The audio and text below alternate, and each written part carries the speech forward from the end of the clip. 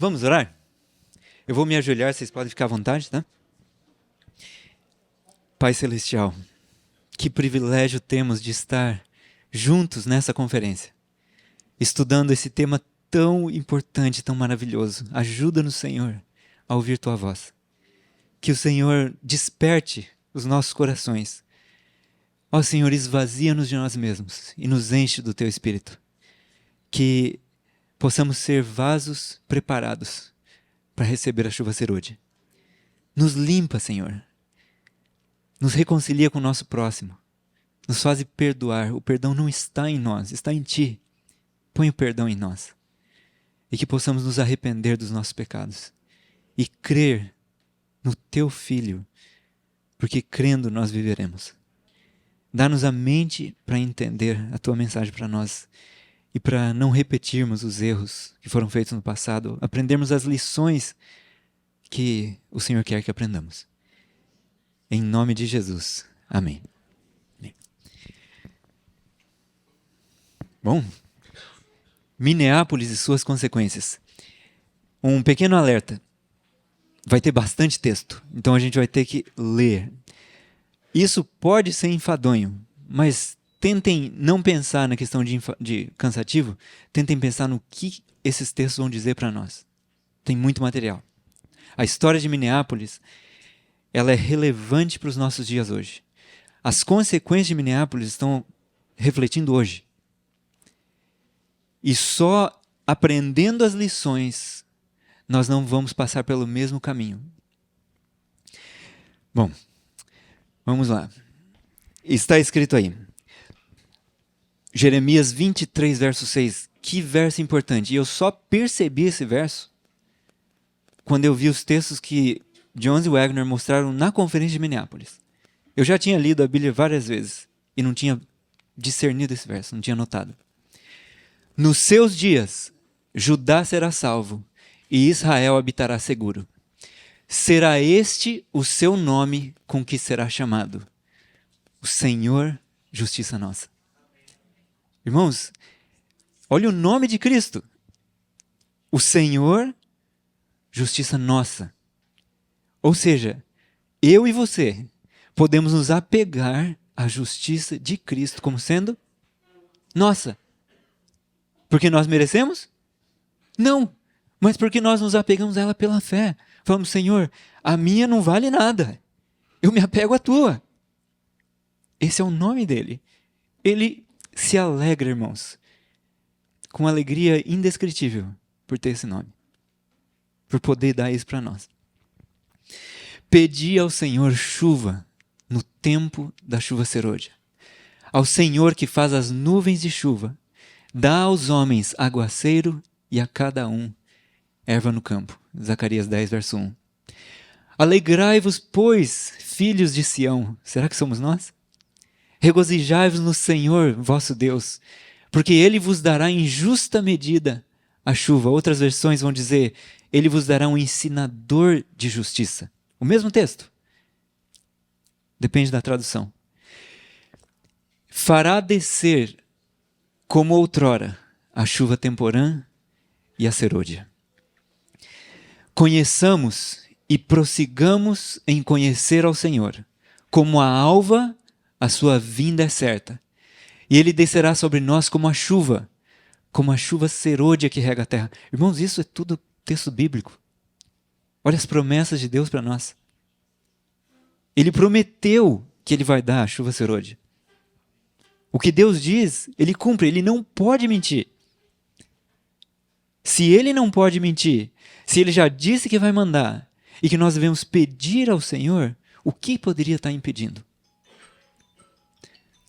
O que pode estar impedindo a chuva de cair sobre nós? De cair sobre a igreja enfraquecida? A gente vai dizer, somos nós. Sim, mas o que em nós? Porque alguma hora a gente tem que receber. O que em nós impede? O orgulho? A incredulidade? O amor pela supremacia? O amor ao mundo? Mas espera aí, eu tenho tudo isso? E agora? Bom, a resposta é: eu tenho que me limpar Eu tenho que clamar a Deus, lava-me, Senhor, renova-me, muda-me. Eu posso estar impedindo a chuva serôdia. E aí esse texto maravilhoso, pois a terra se encherá do conhecimento da glória do Senhor, como as águas cobrem o mar.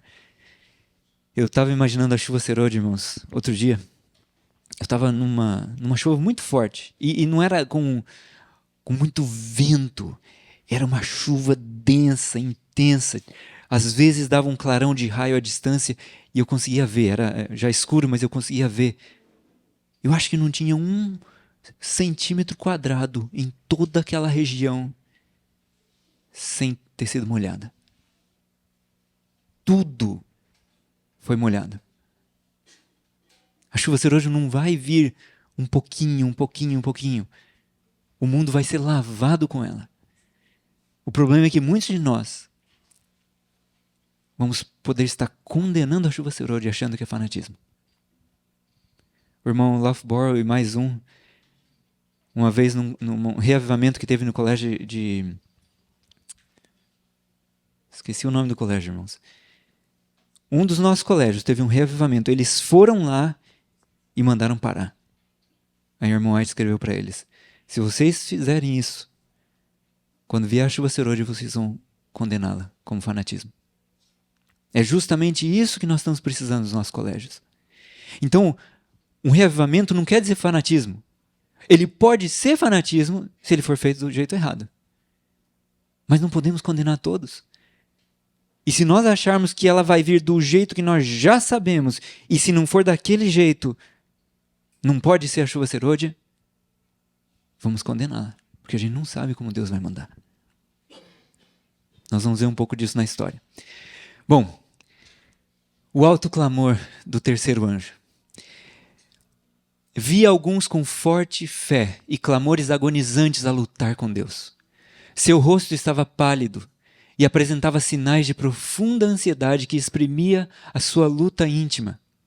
Firmeza e grande fervor estampavam-se-lhes no rosto. Grandes gotas de suor lhes caíam da fronte. De quando em quando, se lhes iluminava o semblante com os sinais da aprovação divina e novamente o mesmo aspecto severo, grave e ansioso lhes voltava.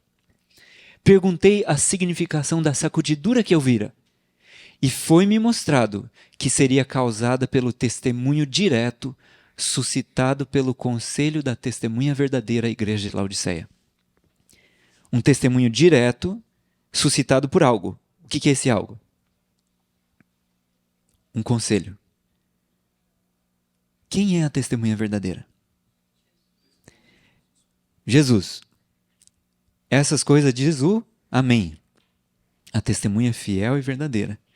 O princípio da criação de Deus. Conheça as tuas obras. Para quem que ele está falando?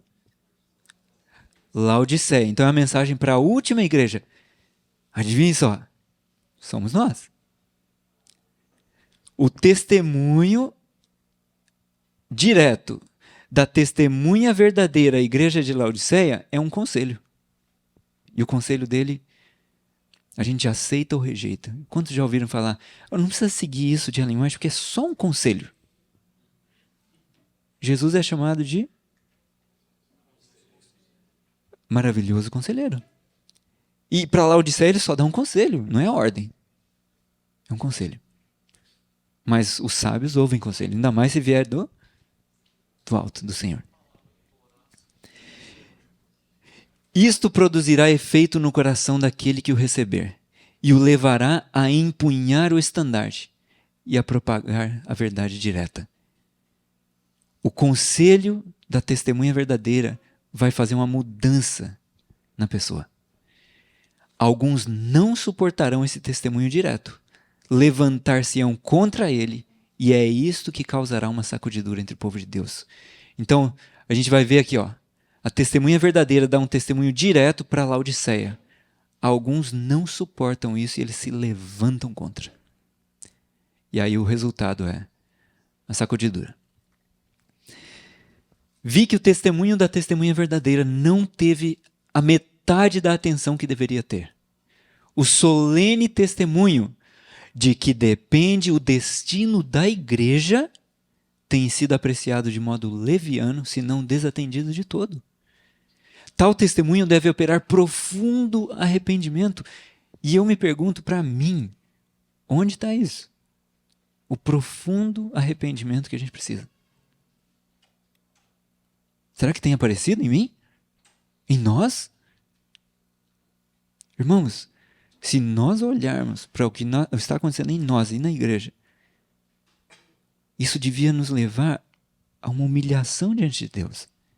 Fala, Senhor, desperta o teu povo. Não tem o texto que diz, chorem os sacerdotes entre o pórtico e o altar e digam, poupa teu povo, ó Deus. Não é isso que a gente devia estar orando? Tal testemunho deve operar profundo arrependimento, e todos os que o recebem de verdade obedecer-lhe-ão e serão purificados. O resultado de aceitar o testemunho, da testemunha verdadeira, é a purificação em nós. Não é de metade da iniquidade, da imundícia, nem de 99%. É de toda a imundícia. O sangue de Jesus Cristo, seu Filho, nos purifica de todo pecado. É toda a imundícia que é lavada. Nesse texto, irmãos, a gente vê que aquele grupo que estava em angústia, de repente agora está com a armadura e eles estão prontos para a luta. Eles sim vão dar aquele alto clamor. Ouvi os que estavam revestidos da armadura falar com grande poder. Isso produzia efeito. Perguntei o que havia operado esta grande mudança. Por que eles estavam assim abatidos, de repente agora estavam com o rosto brilhando, com a armadura? O que aconteceu? Um anjo respondeu, foi a chuva serôdia, o refrigério pela presença do Senhor, o alto clamor do terceiro anjo. Vocês notaram que aqui as três coisas são postas como sendo a mesma? Ela não falou foi isso e o outro mais o outro. É vírgula. É como se fossem definições do mesmo conceito. Chuva serôdia, refrigério da presença do Senhor, alto clamor. O alto clamor é encontrado aqui, tá? Apocalipse 18:2. É aí que os pioneiros, esse texto que os pioneiros usavam para se referir ao alto clamor. Deus está suscitando um povo para proclamar o alto clamor da mensagem do terceiro anjo. O alto clamor em breve será ouvido e a terra será iluminada com a glória de Deus.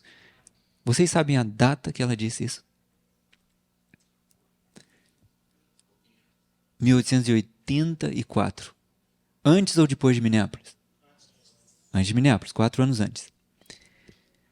Então, em 1884, o alto clamor estava olhando para o futuro, certo? O tempo de prova está bem diante de nós, pois o alto clamor do terceiro anjo já começou na revelação da justiça de Cristo, o Redentor que perdoa os pecados. Este é o início da luz daquele anjo, cuja glória há de encher toda a terra. Data: 1892. Está olhando para frente para o alto clamor ou agora já para trás? Vocês perceberam que é para trás? Já começou, está pondo no passado. Não é que ele já se cumpriu todo, mas ele começou. Então, irmãos, 1884, futuro. 1892 já havia começado. Eu sei que ele ainda está no futuro. Mas saber que ele já começou devia nos fazer pensar o que aconteceu para pisar no freio. Para não descer aquela corrente igual um raio passando na energia, né? Bom, quando que ele começou? Na revelação da justiça de Cristo. Os mensageiros da mensagem muito preciosa. Vamos ver alguns textos aqui. Teve um momento E o Diogo mencionou um pouco dessa questão da morte de Tiago White, né? Teve um momento que ele morreu e Deus deu uma impressão muito forte para Ellen White. Ela estava no leito com ele, no leito de morte, né? Ele estava moribundo e ele estava febril, muito febril. Ali, como uma clara corrente de luz, foi apresentada diante de mim. Os obreiros são enterrados, mas a obra continuará. Tenho obreiros que se encarregarão desta obra. Não temas, não te desanimes, ela avançará. Então Deus deu uma certeza para ela. Você está enterrando seu marido, mas eu tenho gente que vai continuar isso aqui. Ele faleceu em 1881, Tiago White, tá? Assim que ele faleceu, ela ficou bem abalada. E ela precisou de um tempo para se recuperar. Quando ela tinha se recuperado, ela se mudou para um outro lugar. Deixa eu só ler esse outro texto antes. Foi lá que entendi que deveria assumir o trabalho e um fardo mais pesado do que jamais havia carregado antes. Foi lá que prometi ao Senhor que permaneceria em meu posto do dever, e tenho tentado fazer isso. Faço na medida do possível a obra que Deus me deu para fazer, com o entendimento de que Deus deveria trazer um elemento para essa obra que ainda não tivemos. Que elemento poderia ser esse? Então, após a morte de seu esposo, Ellen White foi para Healdsburg, na Califórnia. No fim de agosto de 82, ela foi acometida de uma grave doença que durou cerca de 2 meses. Ali perto, a 800 metros de sua casa, ia ter uma campal.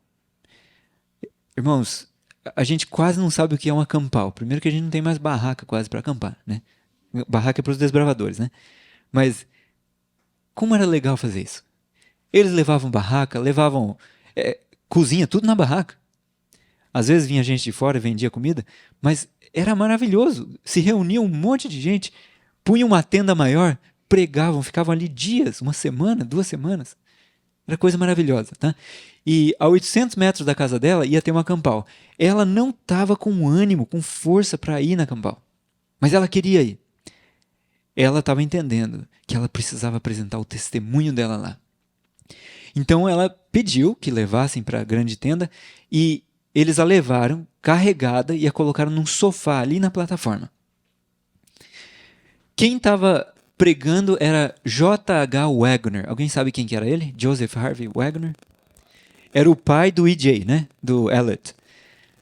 Elliot foi quem apresentou a mensagem de justiça pela fé em Minneapolis. Então o pai dele estava pregando, fazendo um sermão. Quem estava perto de Ellen White viu que o rosto dela estava pálido. Ela não aguentava ficar de pé. Já faziam 2 meses que ela estava mal. Ao fim do sermão, ela pediu a seu filho e a senhora Ings que a ajudassem a ficar em pé enquanto ela falava algumas palavras. E ela diz: fiquei em pé ali por 5 minutos, tentando falar, imaginando que aquele seria meu último discurso, minha mensagem de despedida. Olha os sentimentos passando na mente. De repente, senti uma força vindo sobre mim, como se fosse um choque de eletricidade. Ela passou por todo o meu corpo, chegando até a cabeça. As pessoas disseram que viram claramente o sangue enrubescendo meus lábios, minhas orelhas, minhas bochechas e minha testa. Em seguida, tomei meu lugar entre os oradores e apresentei diante da congregação um testemunho como eles nunca haviam ouvido antes. Era como se alguém tivesse ressuscitado dos mortos. E o povo, alguns não adventistas, estavam lá assistindo.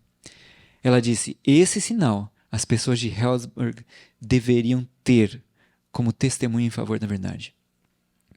Então essa campal de Healdsburg, 1882, teve esse milagre em Ellen White.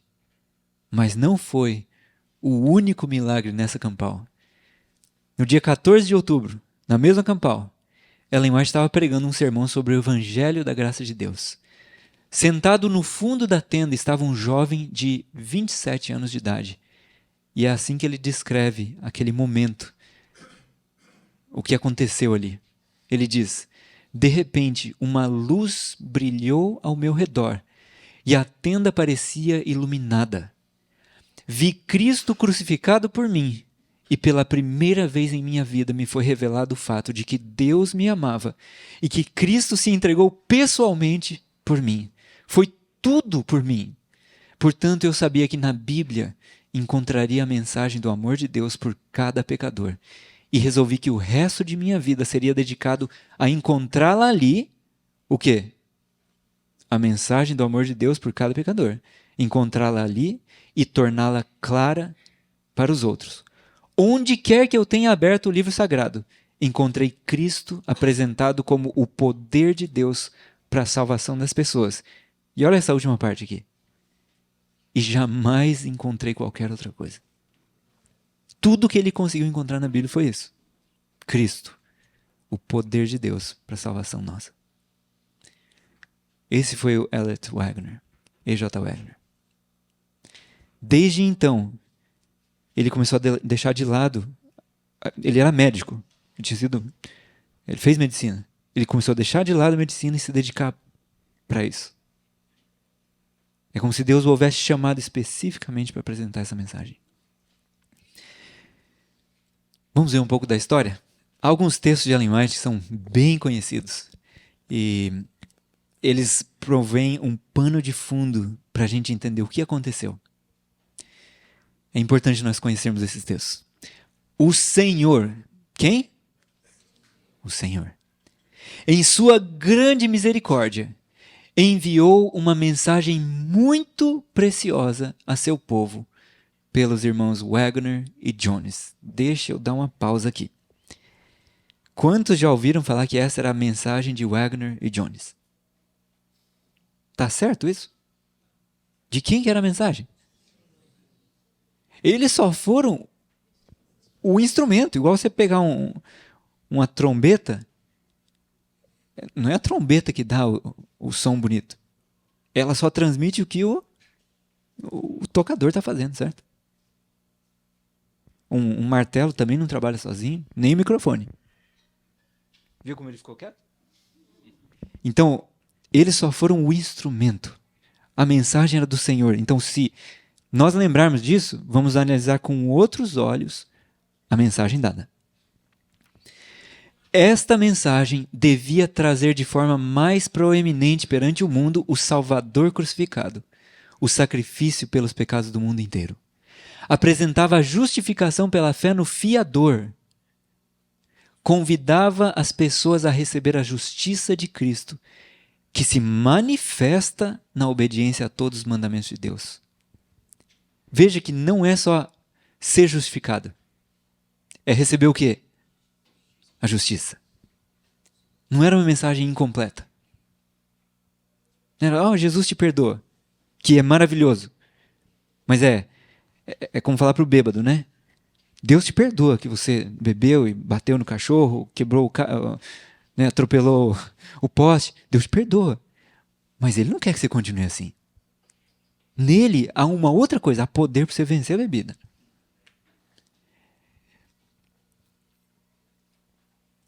Muitos tinham perdido Jesus de vista.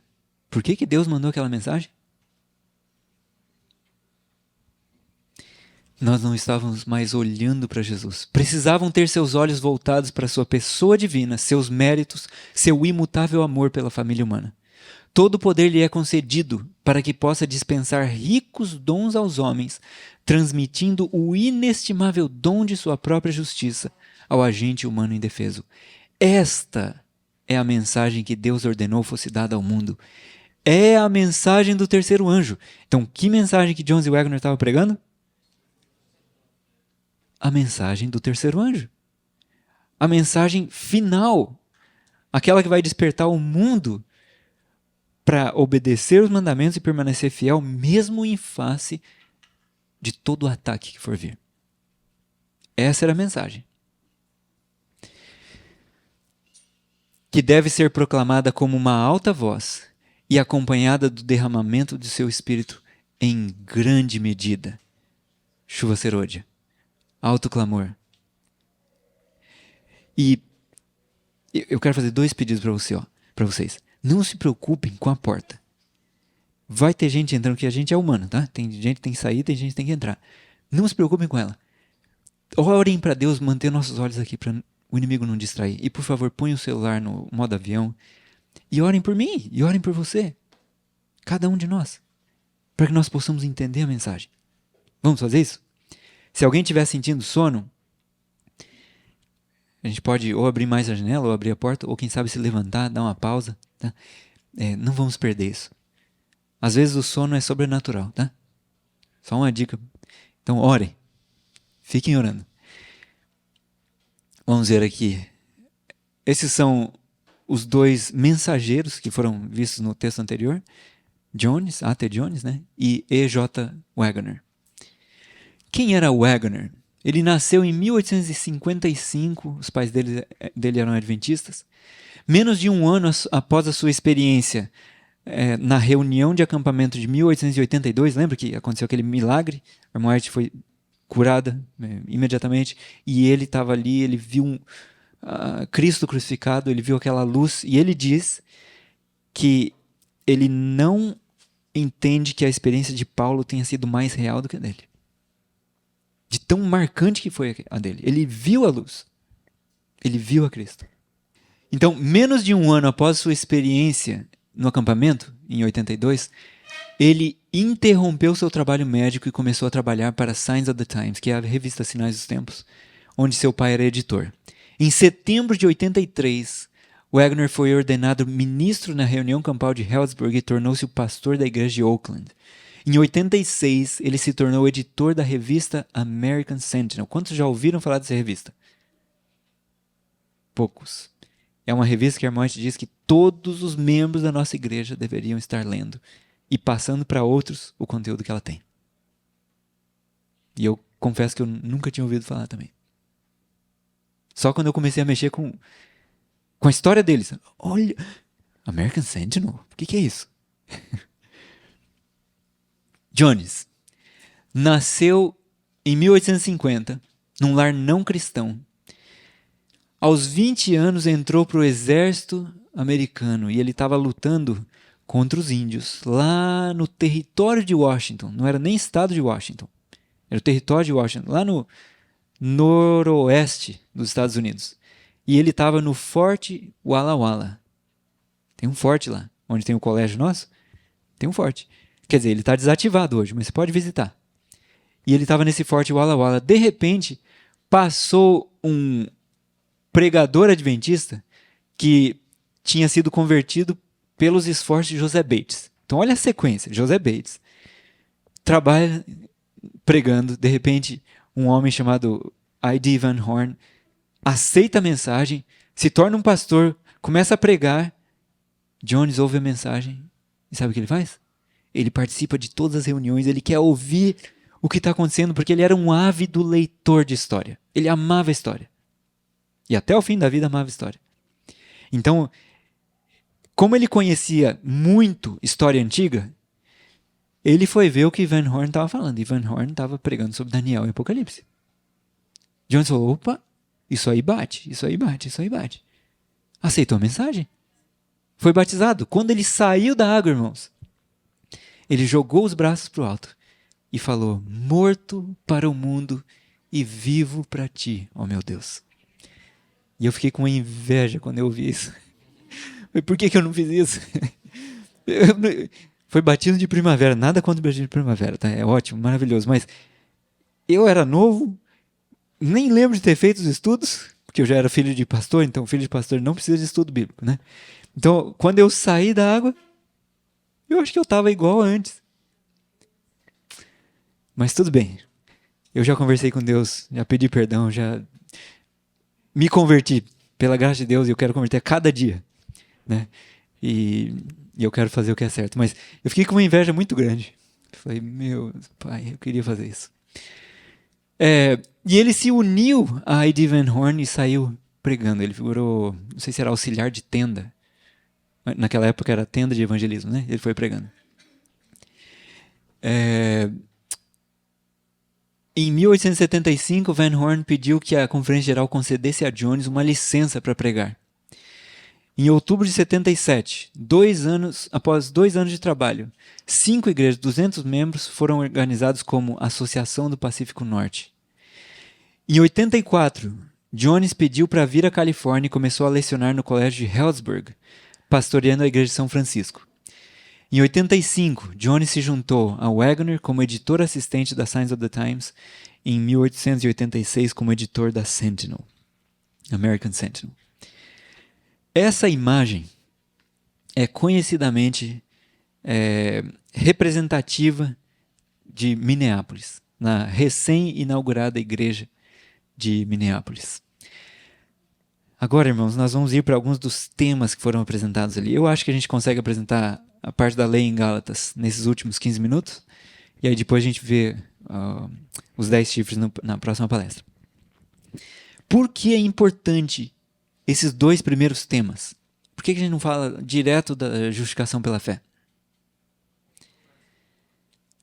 Porque esses 2 temas formaram um pano de fundo para a controvérsia que passou a existir. Aí quando veio a outra mensagem, o povo estava assim, ó, tapando os ouvidos. Com ódio, com desprezo, com caçoada, preconceito enorme. Ainda bem que ninguém aqui tem isso. Porque se nós tivéssemos, a gente podia repetir essa mesma história. Já pensou? Que perigo?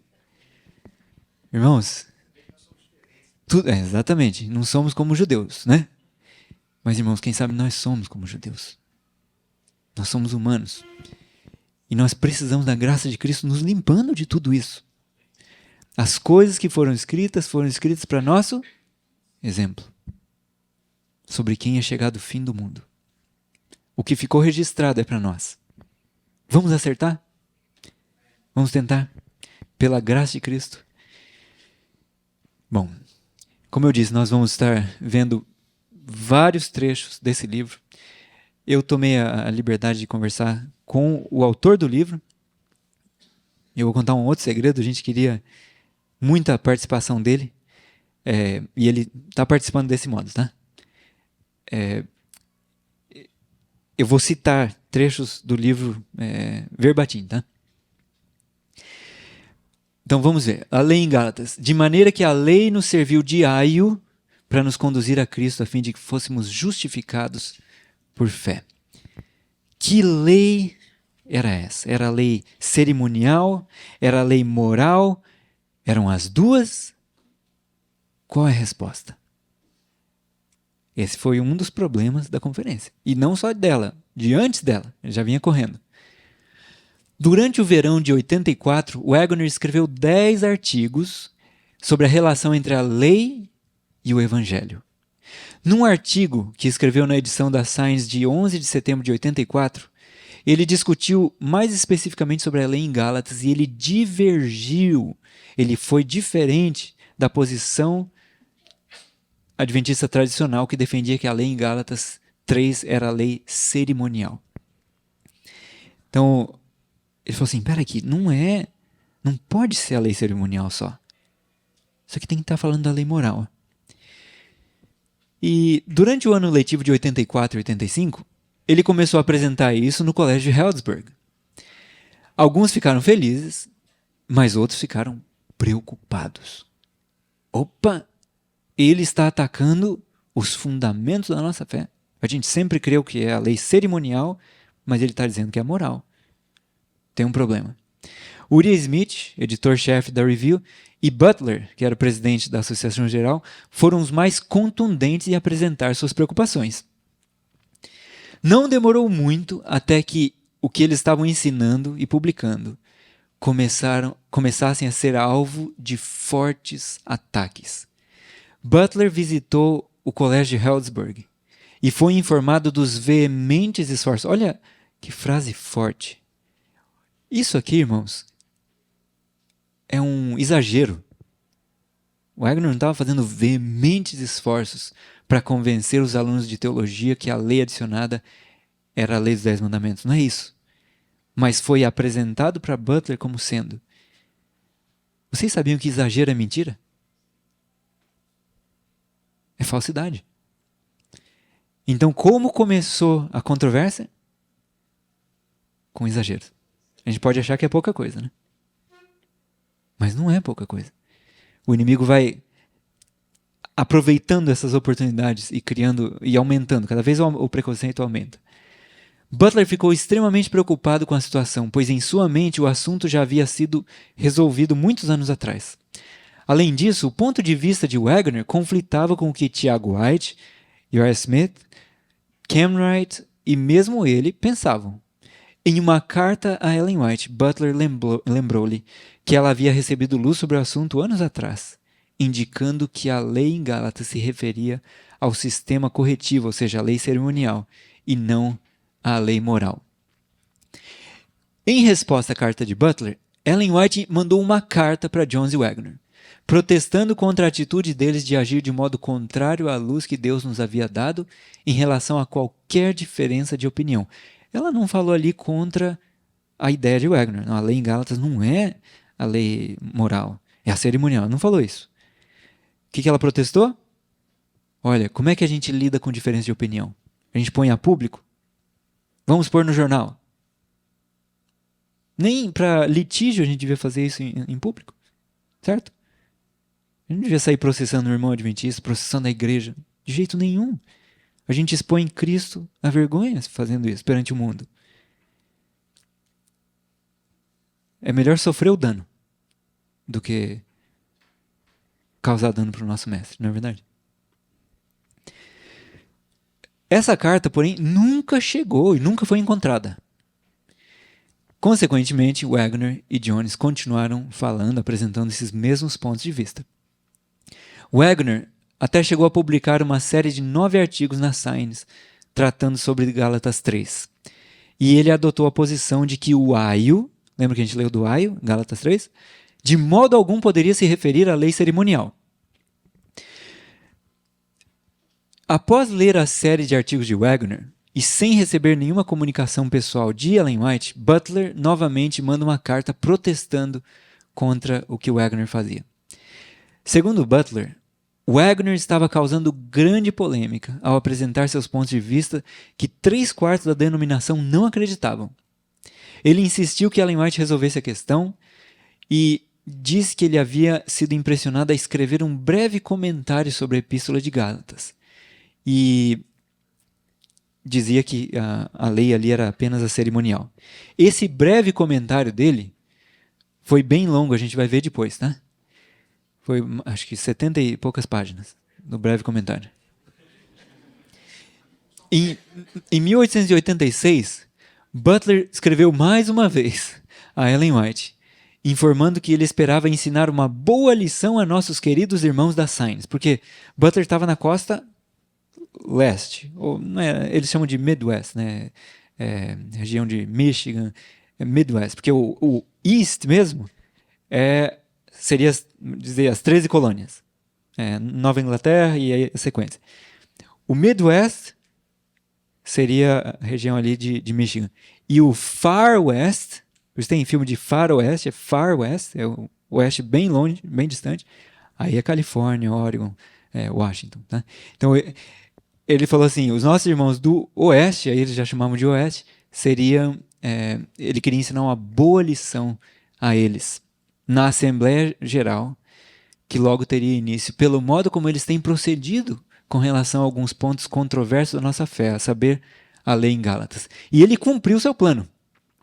Após a abertura da Assembleia, 18 de novembro, ele entregou seu breve comentário aos delegados na forma de olha, eu errei o número, de um panfleto de 85 páginas intitulado A Lei no Livro de Gálatas. É ela a lei moral ou ela se refere ao sistema de leis exclusivas do povo judeu? Ou seja, o que ele fez? Vou corrigir essa ideia. E tomou o terreno.